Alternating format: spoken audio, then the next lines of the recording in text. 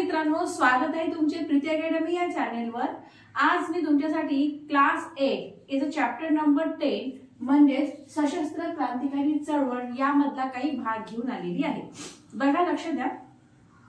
आता ब्रिटिश सत्तेविरुद्ध भारतीय जे काही क्रांतिकारी होते त्यांनी सशस्त्र क्रांतीचा मार्ग सुरू केला होता। त्या सशस्त्र क्रांतीचा मार्ग कसा काय होता ते सगळे यामध्ये या चॅप्टर मध्ये आपण बघणार आहोत।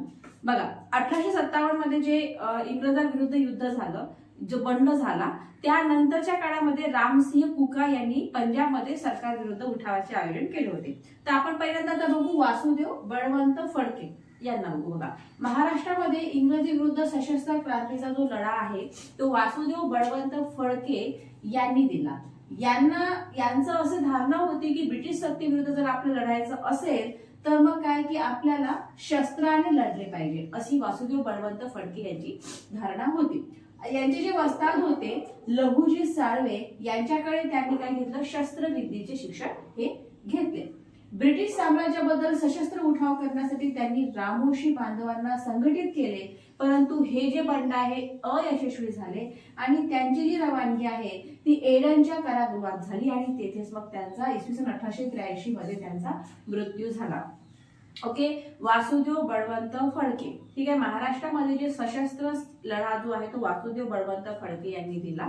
यांची अशी धारणा होती की इंग्रजांविरुद्ध जर लढायचं असेल तर तुम्हाला शस्त्राने लढले पाहिजे, म्हणूनच त्यांचे जे वस्ताद होते लहुजी साळवे यांच्याकडे त्यांनी पूर्ण शस्त्रविद्या घेतली।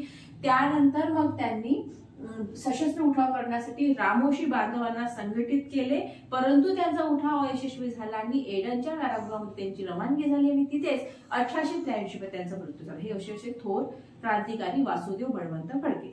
आता बघा, त्याच्यानंतर आहे चाफेकर बंधू। ओके, आता बघा, 1897 साली पुण्यामध्ये प्लेगच्या साथीचा बंदोबस्त करण्यासाठी प्लेग कमिशनर रँड यांनी काय केली, जुलूम जबरदस्ती केली गरीबावर। मग 22 जून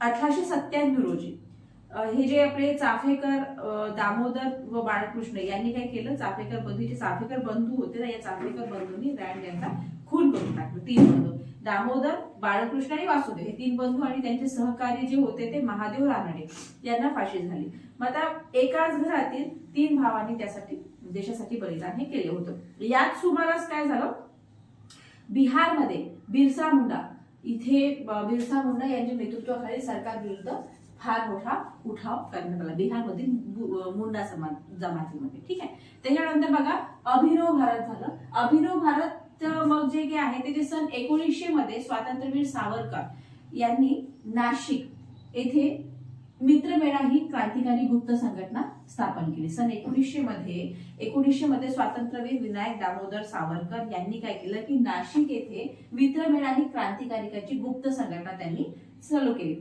1904 मध्ये काय केलं त्यांनी, याच संघटनेला मग अभिनव भारत असे नाव दिले। 1904 मध्ये त्यांनी याच संघटनेला अभिनव भारत असे नाव दिले। उच्च शिक्षण घेण्याच्या निमित्ताने ते इंग्लंडला गेले। कोण, स्वातंत्र्यवीर सावरकर उच्च शिक्षण घेण्याच्या निमित्ताने काय झालं, ते इंग्लंडला गेले आणि तिथून मग ते काय करत होते, तिथून ते भारतातील जे सदस्य आहे त्यांना क्रांतिकारी वाङ्मय झालं, पिस्तुले झालं इत्यादी साहित्य पाठवण्यास त्यांनी सुरुवात केली होती। मग तिथेच त्यांनी जोसेफ मॅझिनी यात त्यांनी प्रसिद्ध इटालियन क्रांतिकारक जे होते यांचे स्मृतिदायी चरित्र लिहिले होते।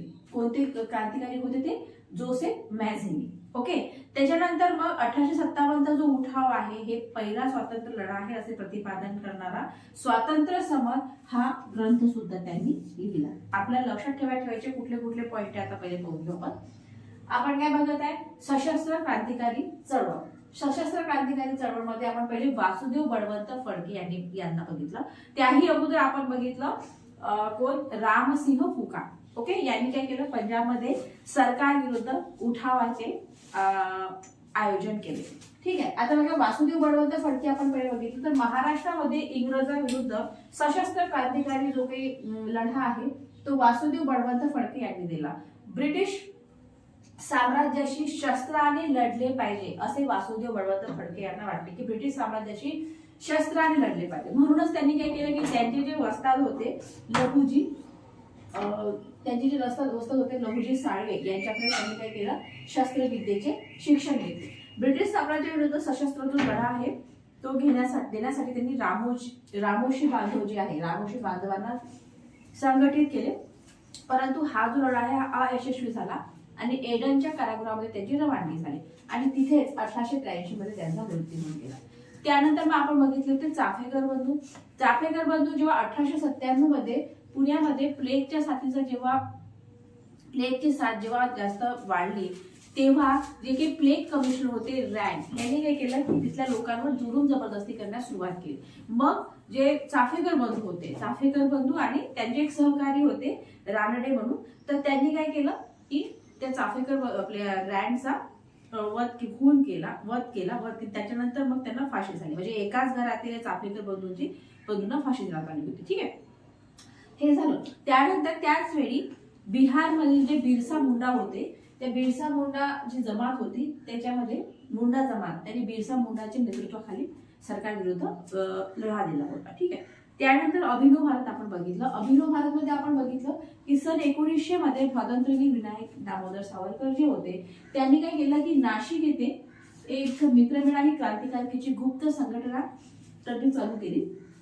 मग आता 1904 मध्ये त्यांनी काय केलं की या संघटनेला अभिनव भारत हे नाव दिलं. ठीक आहे. त्याच्यानंतर मग ते उच्च शिक्षण घेण्याच्या निमित्ताने इंग्लंडला गेले. तिथून ते भारतातील लोकांना मग क्रांतिकारी वाङ्मय आहे, त्याच्यानंतर आणखी काय त्यांनी पिस्तुले वगैरे पुरवण्यास त्यांनी सुरुवात केली. ठीक आहे. त्याच्यानंतर त्यांनी जोसेफ मॅझिनी यांचं त्यांनी काय केलं, प्रसिद्ध इटालियन क्रांतिकारी होते, त्यांच्याविषयी त्यांनी त्यांची चरित्र त्यांनी दिले. ओके. आणि 1857चा उठाव हे पहिले हे आहे स्वातंत्र्य युद्ध आहे असे प्रतिपादन करणारा स्वातंत्र्य समर ग्रंथ सुद्धा त्यांनी लिहिला. ओके, हे झालं त्यांचं. आता बघा 50 वर्षाच्या सक्षम कारावासाची शिक्षा भोगण्यासाठी मग त्यांना अंदमानला त्यांना देण्यात आलं.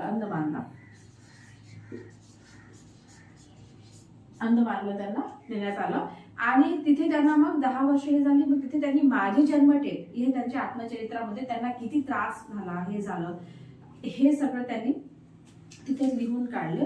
आणि त्यानंतर सरकारने मग त्यांना रत्नागिरी येथे नेऊन मग स्थानबद्ध केले. तिथे सावरकरांनी जातीभेद निर्मूलन झालंय, अस्पृश्यता निवारण, सहभोजन, ओके, त्याच्यानंतर भाषा शुद्धीकरण अशा सामाजिक चळवळी केल्या आणि ते एक थोर साहित्यिक होते. ओके. 1938 साली मुंबई येथे भरलेल्या मराठी साहित्य संमेलनाचे ते अध्यक्ष होते. ठीक आहे. या भागमध्ये आपण एवढा पार्ट बघितलेला आहे. पुढील व्हिडिओमध्ये आपण याचा नेक्स्ट पार्ट बघूया. थांबवा.